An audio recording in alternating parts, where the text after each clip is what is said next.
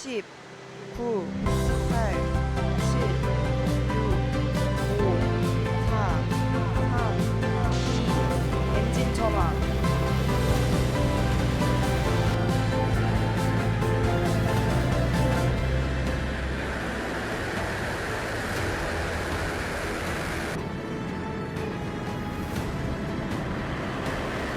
(2025년 11월 27일) 새벽, 한국이 독자 개발한 로켓 누리호가 네 번째 발사에 성공하면서 총 13기의 위성을 궤도에 안착시켰습니다. 세계가 주목했고 미국 AP통신, 로이터, 구독자 868만의 인도, 힌두스탄 타임즈 등 주요 매체에서 누리호 발사를 라이브로 생중계하기도 했죠.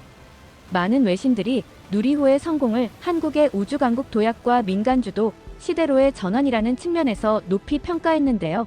누리호가 발사될 때마다 외신들이 주목하는 부분이 있습니다. 바로 안보면인데요. 로켓의 기술적인 측면 이외에 안보 환경에 영향을 미치는 요소에 주시하고 있는 거죠. 미국의 국방, 안보 전문 매체들은 한국의 우주 발사 때마다 공통적으로 제기하는 논조가 있죠. 누리호 발사 성공과 한국의 미사일 개발 능력을 연관지어 분석합니다. 누리호 같은 액체연료 로켓의 성공은 기술적으로 대륙 간탄도 미사일 ICBM 개발 역량과 유사하다.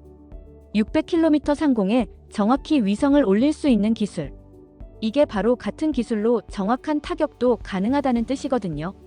북한과 중국의 위협에 대응할 수 있는 잠재적 군사 능력. 외신들이 이 부분에 주목합니다. 다음으로 이웃나라인 일본은 한국의 우주 기술력에 큰 관심을 보이면서도 안보 문제와 연관지어 주시하는 모습이었습니다. 일본 언론들은 한국이 자체 기술로 세계적인 수준에 도달했음을 인정하며 이 기술 발전을 면밀히 지켜봐야 한다고 보도했습니다. 특히 북한의 계속되는 미사일 시험과 관련하여 한국의 운반 로켓 능력은 영내 안보 환경에 직접적인 영향을 미치는 요소라는 관점에서 분석하는 경향을 보였습니다. 마지막으로 중국 관영 매체들은 누리호 발사 소식을 신속하고 간결하게 보도했습니다. 중국 신화통신 등은 한국의 자체 개발 로켓이 성공적으로 마무리되었으며 탑재된 13기의 위성 모두가 예정 궤도에 정확히 진입했다는 사실을 전달했습니다. 이는 중국이 한국의 우주기술 발전을 지역 내 전략적 경쟁 구도에서 중요한 요소로 인식하고 있으며 그 움직임을 주의 깊게 모니터링하고 있음을 시사합니다. 대만도 깊은 관심을 보였습니다. 대만 TVBS가 한국 누리호 발사를 아주 상세하게 다루었습니다. 중국 군사 위협에 직면한 대만 입장에서는요, 한국의 우주 기술이 곧 국방력이라는 걸 누구보다 잘 알죠. 우주 로켓 기술은 곧 장거리 정밀 타격 능력이다. 이게 외신들이 주목한 첫 번째 이유였습니다. 그리고 두 번째, 민간주도 뉴스페이스 시대. AP통신이 이렇게 썼습니다. 누리호는 한국이 주로 국내 기술로 제작한 첫 우주 발사체다. 1990년대 이후 위성 발사를 대부분 다른 나라에 의존해온 한국에게 핵심 자산이다. 이번 4차 발사는 한화에어로스페이스라는 민간 기업이 제작과 조립을 처음부터 끝까지 주도한 첫 사례였거든요. 정부가 아니라 민간 기업이요. 미국의 스페이스X처럼 한국도 이제 우주 비즈니스를 할 수 있는 단계에 들어선 겁니다. 실험이 아니라 사업으로 말이죠. 그리고 세 번째가 제일 압권이었습니다. 인도 힌두스탄 타임스의 생중계. 인도가 어떤 나라입니까? 이미 달과 화성에 탐사선을 보낸 우주 강국이잖아요. 그런 인도의 858만 구독자를 가진 거대 언론사가 한국 로켓 발사를 라이브로 중계한 겁니다. 왜일까요? 한국을 이제 경쟁자로 인식하기 시작했다는 거예요. 로이터가 정확히 이렇게 표현했습니다.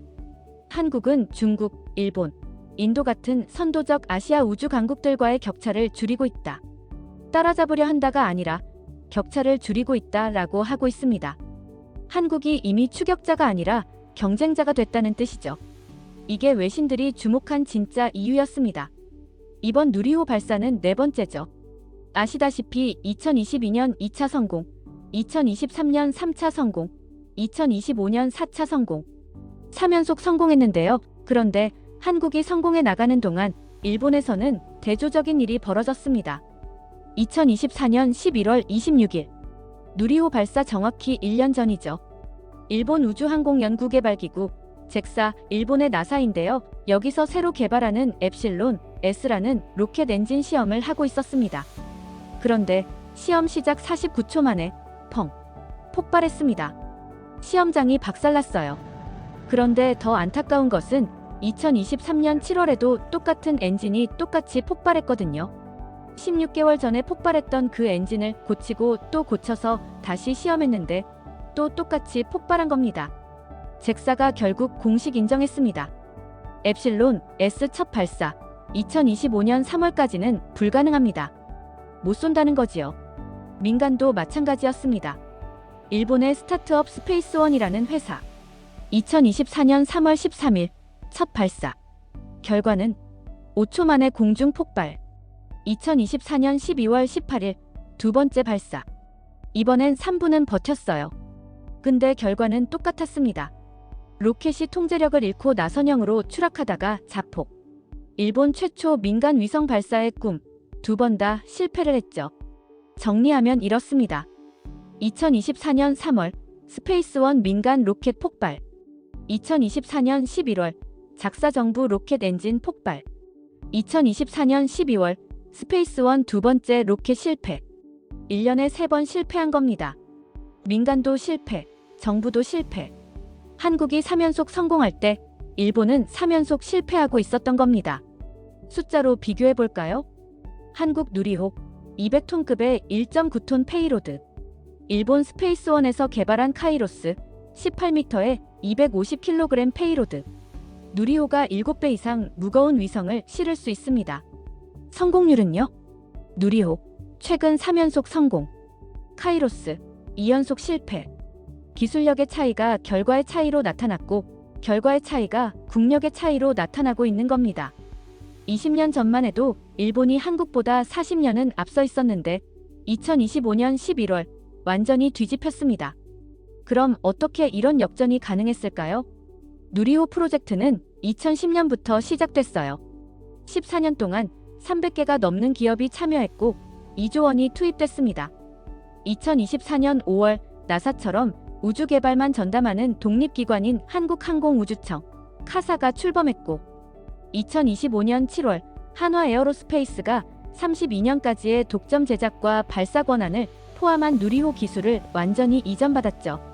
정부 주도에서 민간 주도로 완전히 전환된 겁니다. 실험 단계에서 상업 단계로 넘어간 거고요. 이번 4차 발사가 민간 기업이 제작을 총괄한 첫 발사였습니다. 스페이스닷컴이라는 미국 우주 전문 매체가 이렇게 썼습니다. 한국항공우주청 설립 후 첫 발사이자 민간 기업이 제작을 총괄한 첫 발사. 시스템 자체가 업그레이드된 거예요. 그리고 타이밍도 좋았습니다. 이재명 대통령이 최근에 G20 정상회에 참석하고 중동 순방 다 마치고 돌아왔잖아요. 그리고 귀국 직후 누리호가 날아올랐습니다. 중동 국가들 지금 우주 개발에 엄청난 돈 쏟아붓고 있거든요. UAE는 화성 탐사선 보냈고 사우디도 우주 산업 육성 중이고요. 한국에 검증된 우주 기술이 강력한 외교 카드가 되는 겁니다. 우리는 말이 아니라 결과로 증명합니다. 이게 한국 외교의 새로운 무기가 됐습니다. 반면 일본은요. 잭사는 여전히 정부 주도입니다. 민간 기업들은 정부 지원 없이는 못 움직이고요. 스페이스원 실패하고 나서 사장이 이렇게 말했습니다. 우리는 이것을 실패로 간주하지 않습니다. 16개월 전에 똑같은 엔진이 폭발했는데 또 똑같이 폭발했는데 책임지지 않는 문화, 실패를 인정하지 않는 관료주의. 시스템에 갇혀있는 건 아닐까요? 결과의 차이는 어디에서 오는 것인지 한번 생각해봐야 하지 않을까 싶습니다. 그리고 한국은 멈추지 않아요. 2027년까지 누리호 2번 더 쏩니다. 동시에 더 강력한 차세대 발사체 KSLV-3도 개발 중이고요. 최종 목표는 2030년 달 착륙. 한국이 지금 우주로 가는 고속도로를 건설하고 있는 겁니다. 자, 그럼 이제 누리호 발사 이야기를 좀 해볼까요? 기술적 디테일 몇 가지만 짚어보겠습니다. 2025년 11월 27일 새벽 1시 13분 발사. 원래는 55분 예정이었는데 18분 늦어졌습니다. 압력 센서에 문제가 생겨서요. 근데 이게 오히려 한국 기술력을 보여준 것처럼 보입니다. 문제를 정확히 감지하고 해결한 다음에 쐈거든요. 그리고 발사 후 18분 52초 만에 모든 임무 완료. 원래 예상 시간은 21분 24초였는데 2분 30초나 빨리 끝났습니다. 왜요? 엔진 성능이 예상보다 훨씬 좋았기 때문입니다. 차세대 중형 위성 3호 516kg, 큐브 위성 12개, 총 13개 위성 전부 목표 궤도 600km 상공에 정확히 안착. 발사 42분 후 새벽 1시 55분 남극 세종기지에서 첫 교신. 태양전지판 전개 완료. 모든 시스템 정상.